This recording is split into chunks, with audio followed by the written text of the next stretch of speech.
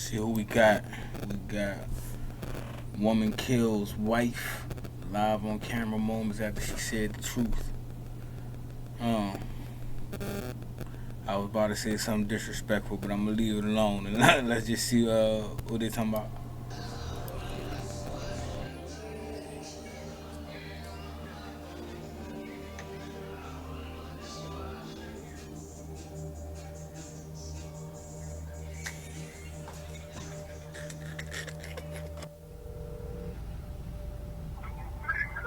I knew it all along, you son of a bitch, and I'm finna beat your.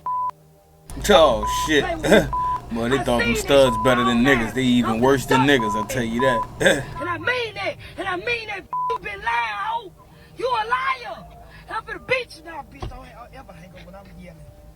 Nah, them bitches crazy. They try to be niggas but got them female hormones and tendencies. Bitch sagging hard as a motherfucker. Crazy. Don't ever hang up my face. She ain't finna answer me. She know.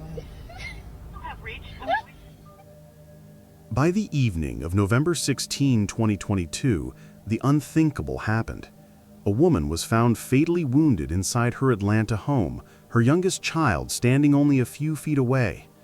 The house she had dreamed of, the life she had built brick by brick, had become the stage for her final moments.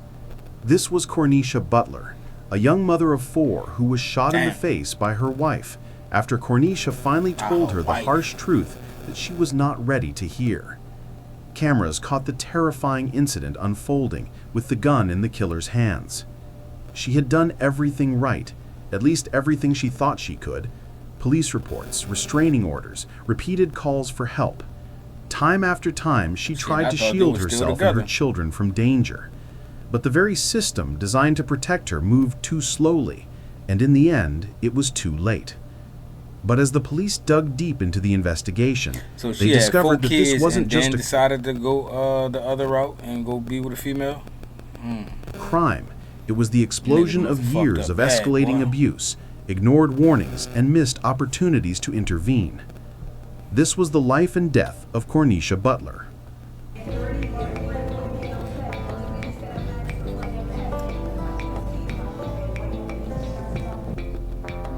Her tragic end unfolded in the city of Atlanta, Georgia, in the USA. The city pulses with vibrant culture, lush urban parks, colorful street art, historic architecture, and a dynamic mix of long-standing locals, creative souls, and bustling young professionals. But in 2022, the city's beauty was shadowed by a troubling rise in violent crime. Homicides surged to levels not seen in decades, and robberies and car theft became a growing concern. Every city or state got their turn of being murder capital. Residents both proud of their city's vibrancy and uneasy about its safety. But Cornisha was not always in this city. She had been born elsewhere. Cornisha Butler was born and raised in Memphis, Tennessee. From an early age, she carried a strong sense of independence and determination. Friends described her as magnetic, the kind of person who walked into a room and instantly drew attention with her laughter and warmth. Family called her the glue that held everyone together, the one who could ease tension with a joke or brighten any gathering. Life didn't hand her anything easily. She became a mother at a young age, and while many might have struggled to balance responsibility with ambition, Cornisha thrived. Her 4 children, 3 daughters and 1 son, became her driving force. Everything she pursued, every late-night hustle and early morning sacrifice was for them. By day, she sharpened her skills in finance, working as a registered tax preparer. She knew numbers, she knew systems, and children could grow up surrounded by safety, love, and opportunity. That house became her sanctuary. Family gatherings filled it with laughter and life. Birthdays, holidays, and late-night dinners with friends were captured on social media, where she proudly showed just how far she had come. For Cornisha, that home wasn't just square footage. It was proof of her resilience, a legacy she hoped to leave for her children. But behind the smiles and the celebrations, a storm was slowly brewing in the form of a lover. In 2016, Cornisha began a relationship with a woman named Shakia Perkins. At first, it seemed like the kind of love story people dream of. Shakia was attentive, charming, and appeared to give Cornisha the support she had long deserved. At first. Within months, they were living together, blending their lives in first. ways that made everything look picture perfect from the outside. But soon cracks began to show. What started as minor Passed signs for a of nigga jealousy right there. escalated into control. Shakia questioned her movements, accused her of dishonesty, and grew increasingly possessive. Over time, arguments spiraled into violence. The property was destroyed. Threats became constant. And while Cornisha tried to keep things together for the sake of her family, the relationship grew more toxic with every passing year. Still, she Nigga tried got to a move mustache forward. and everything, She huh? filed reports, sought restraining orders, and even distanced herself from Shakia more than once. But each time she pushed back, the retaliation grew worse. Friends noticed her withdrawing from social gatherings. The family noticed the fear in her voice. What once looked like love was now a cage tightening around her. And even as she tried to separate herself, the cycle of abuse refused to end. By late 2021, the violence escalated to shocking new levels. There were police reports from September 2021 describing how Shakia had rammed Cornisha's car on the road, attempting to push her off and then striking her vehicle again. Days later, another report detailed how And if she die or end up in the hospital, I bet Shawty'd be right there at the hospital with her or at the funeral and shit. Like, she forced her way into Cornisha's home, damaging the doorframe in a jealous rage. Later that same month, fire investigators responded to a blaze at Cornisha's home. 2 of her vehicles, including her cherished pink Mercedes-Benz, were destroyed, and flames licked dangerously close to the house itself. nigga, Investigators Shawty labeled it Benz. arson, and suspicion immediately fell on Shakia. Then came the threats. Cornisha received chilling text messages that spelled out precisely what she intended to do. In one, she made a very bold claim. She told Cornisha she would soon be dead and that she didn't care if it landed her in prison. In another, she made it clear she was aiming for first degree, not second. These weren't vague outbursts. They were detailed roadmaps of intent. Oh, because she in her Fires, threats, stalking. Each incident was more disturbing than the last. Police intervened multiple times. Arrests were made. But time and time again, bond was granted and Shakia returned to the streets. Despite repeated restraining orders and clear patterns of danger, the cycle continued unchecked. Cornisha fought to protect herself, but she was up against more than just System one ain't do person. their job. She was battling a system that treated escalating abuse as isolated events rather than pieces of the same terrifying puzzle. 13 times she called for help. 13 times she asked for protection. Each time the response was too slow, too weak, or too temporary. Still, she clung to hope and tried to live her life. She decorated her new home for the holidays, planning to host Thanksgiving with her children for the very first time. She wanted to show them that despite everything, joy could still exist, but the peace she longed for was about to be shattered. On November 16, 2022, danger arrived at her front door.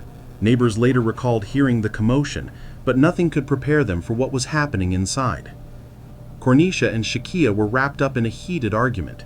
Cornisha was done with the toxic relationship, but Shakia was not going to let go so easily. As emotions got high and heated, something in Shakia snapped and she turned to leave. But the fight was only taking a dangerous turn. Instead of walking away from the argument, camera footage caught her going into her car to retrieve a gun, which she took back in with her.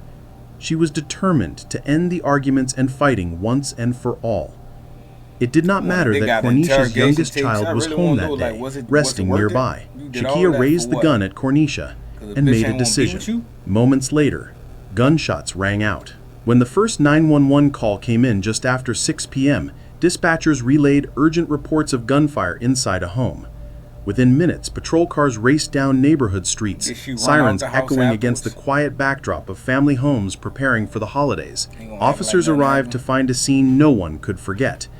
The front door stood partially open, and a neighbor was waiting outside, pointing towards the house with fear in their eyes.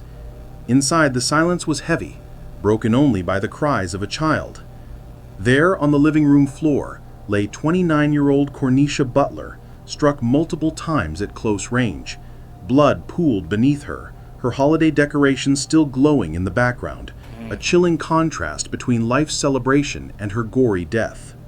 First responders attempted RPR, but the injuries were catastrophic. Cornisha was pronounced dead on the scene. Her youngest child, only a toddler, was pulled from the house, physically unharmed, but forever changed by what they had witnessed. But the horror didn't stop with what they saw. Detectives immediately noticed signs pointing to a premeditated act. This wasn't a burglary gone wrong or a random attack. This was targeted, intimate, and deeply personal. As investigators canvassed the neighborhood, multiple residents stepped forward. One neighbor described seeing a vehicle circling earlier in the evening, moving slowly, parking for long stretches as if waiting for something. Others said that they had heard voices raised inside the home, followed by the sharp cracks of gunfire. Meanwhile, forensic teams scoured the house. Shell casings were recovered, confirming the weapon used was a 9mm handgun. Security cameras from surrounding homes and street corners were pulled for review. Every angle mattered. Every second of footage could reveal the suspect's movements. It didn't take long for the pieces to fall into place. Cornisha's family members quickly confirmed what police already feared, that the likely suspect was her estranged partner, Shakia Perkins. And as investigators dug deeper, a disturbing picture began to emerge.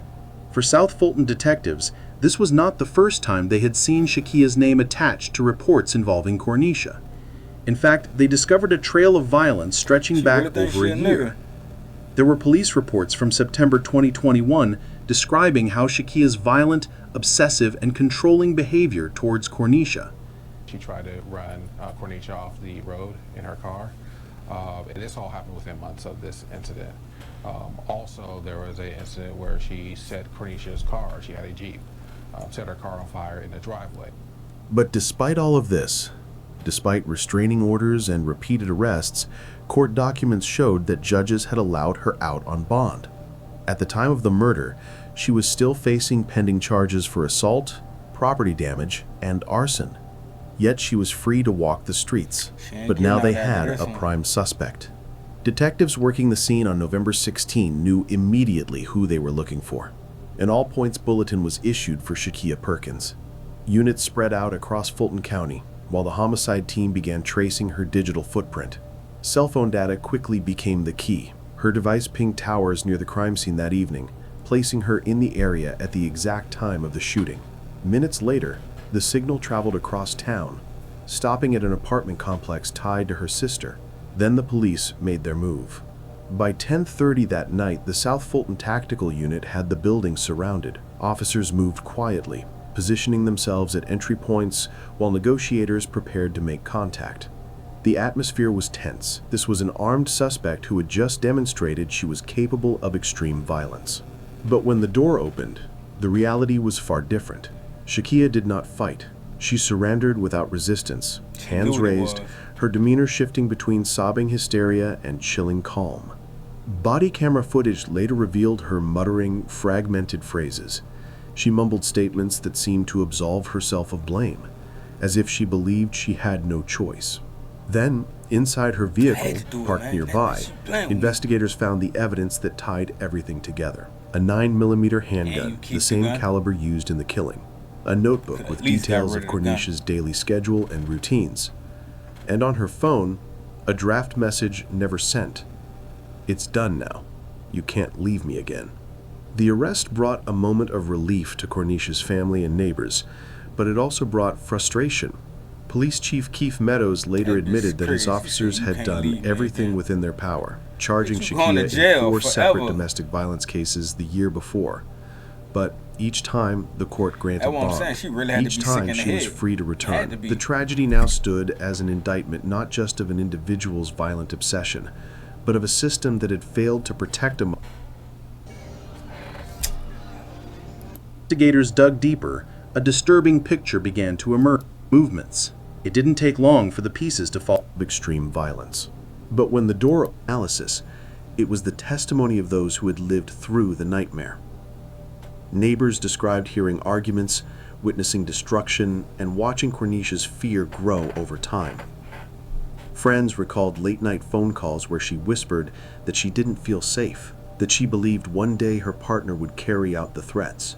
But the most powerful moments came from inside Cornisha's own family. Her children's voices were heard through victim impact statements read aloud by advocates. They spoke of birthdays without their mother, holidays that felt empty, and the silence that replaced her laughter. The jury listened, visibly shaken. Meanwhile, the defense painted a different picture. They described Shakia as a woman spiraling from mental health struggles, arguing that her actions were the result of emotional instability rather than calculated intent. They claimed the shooting was a sudden outburst, not premeditated murder. But the jury was unconvinced. The text messages, the notebook detailing Cornisha's routines, and the eyewitness accounts painted a chilling portrait of intent. After days of testimony and only hours of deliberation, the jury returned with its verdict. It was intense. They found her guilty of first-degree murder, firearm possession during a felony, and cruelty to children for forcing a toddler to witness the crime. The courtroom fell silent as the judge delivered the sentence: life in prison without the possibility of parole. Shakia Perkins would never walk free again. For Cornisha's loved ones, the verdict brought some measure of relief, but not peace. Outside the courthouse, her sister Tarika spoke with quiet strength. She explained that while justice had been served in the legal sense, the true justice, bringing Cornisha back, nation, and her role as a loving mother of 4. The day of her funeral arrived. The grief was overwhelming. Family, friends, and community members filled the sanctuary to capacity with her children. Friends remembered her laughter, her warmth, her ability to light up a room of loss before domestic violence. Cornisha's story teaches us everything. It's that silence and inaction are not neutral. I don't know what to say about this one. I wished it was. I mean, it is what it is, man. Like, comment, subscribe. We're gonna go to the next one.